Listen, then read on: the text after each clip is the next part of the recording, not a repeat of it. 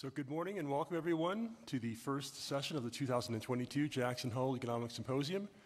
Chairman Powell, the floor is yours. Please come to the podium.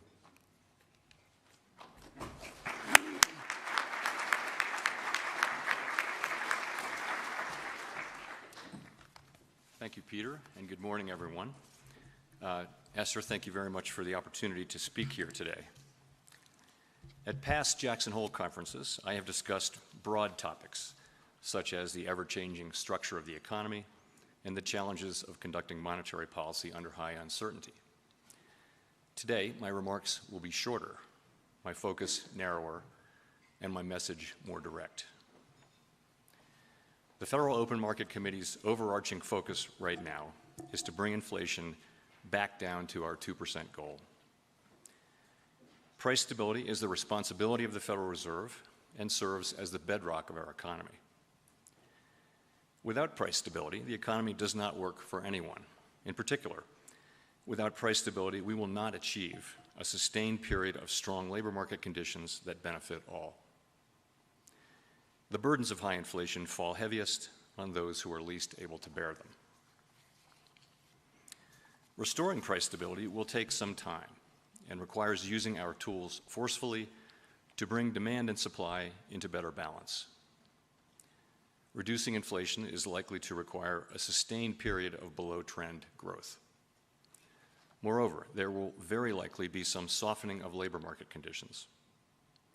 While higher interest rates, slower growth, and softer labor market conditions will bring down inflation, they will also bring some pain to households and businesses.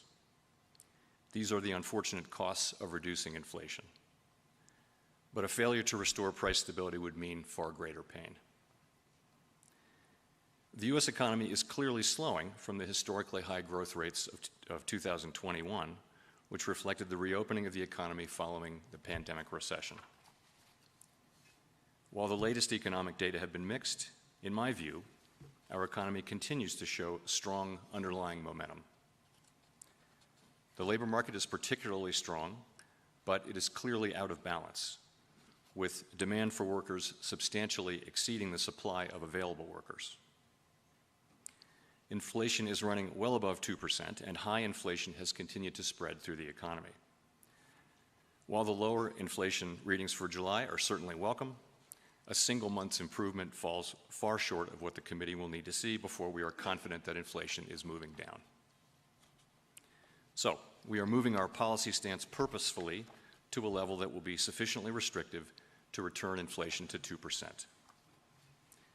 At our most recent meeting in July, the FOMC raised the target range for the federal funds rate to 2.25% to 2.5%, which is in the summary of economic projections range of estimates of where the federal funds rate is projected to settle in the longer run. In current circumstances, with inflation running far above 2% and the labor market extremely tight, estimates of longer run neutral are not a place to pause or stop.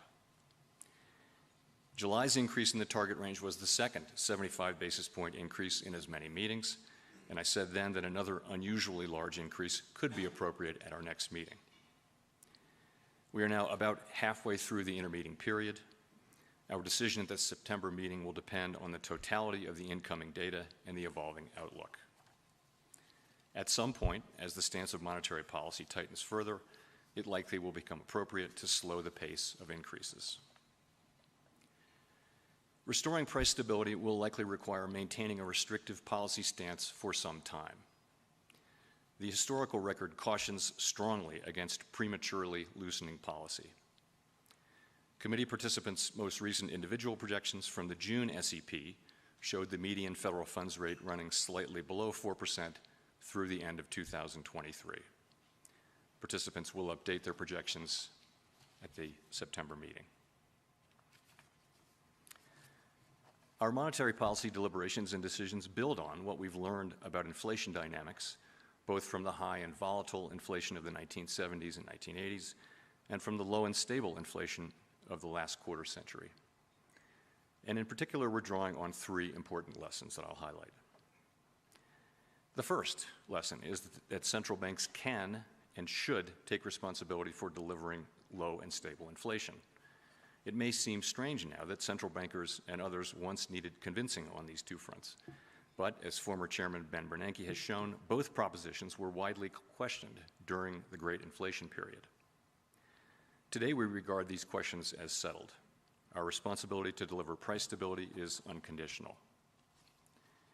It is true that the current high inflation is a global phenomenon, and that many economies around the world face inflation as high or higher than seen here in the United States. It's also true, in my view, that the current high inflation in the United States is the product of strong demand and constrained supply, and that the Fed's tools work principally on aggregate demand. None of this diminishes the Federal Reserve's responsibility to carry out our assigned task of achieving price stability. There is clearly a job to do in moderating demand to better align with supply. We are committed to doing that job.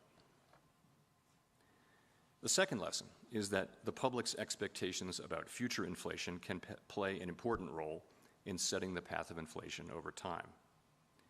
Today, by many measures, longer-term inflation expectations appear to remain well anchored. That is broadly true of surveys of households, businesses and forecasters, and of market-based measures as well. But that is not grounds for complacency, with inflation having run well above our goal for some time. If the public expects that inflation will remain low and stable over time, then, absent major shocks, it likely will. Unfortunately, the same is true of expectations of high and volatile inflation. During the 1970s, as inflation climbed, the anticipation of high inflation became entrenched in the economic decision-making of businesses and households. The more inflation rose, the more people came to expect it to remain high, and they built that belief into wage and price decisions. As former Chairman Paul Volcker put it at the height of the Great Inflation in 1979, inflation feeds in part on itself, so part of the job of returning to a more stable and more productive economy must be to break the grip of inflationary expectations. One useful insight into how actual inflation may affect expectations about its future path is based in the concept of rational inattention. When inflation is persistently high, households and businesses must pay close attention and incorporate inflation into their economic decisions. When inflation is low and stable, they are freer to focus their attention elsewhere. Former Chairman Alan Greenspan put it this way: for all practical purposes, price stability means that expected changes in the average price level are small enough and gradual enough that they do not materially enter business and household financial decisions. Of course, inflation has just about everyone's attention right now, which highlights a particular risk today. The longer the current bout of high inflation continues, the greater the chance that expectations of higher inflation will become entrenched. And that brings me to the third lesson, which is that we must keep at it until the job is done. History shows that the employment costs of bringing down inflation are likely to increase with delay, as high inflation becomes more entrenched in wage and price setting. The successful Volcker disinflation of the early 1980s followed multiple failed attempts to lower inflation over the previous 15 years. A lengthy period of very restrictive monetary policy was ultimately needed to stem high inflation and to start the process of getting inflation down to the low and stable levels that were the norm until the spring of last year. Our aim is to avoid that outcome by acting with resolve now. So, these lessons are guiding us as we use our tools to bring inflation down. We are taking forceful and rapid steps to moderate demand so that it comes into better alignment with supply and to keep inflation expectations anchored. We will keep at it until we're confident the job is done. Thank you.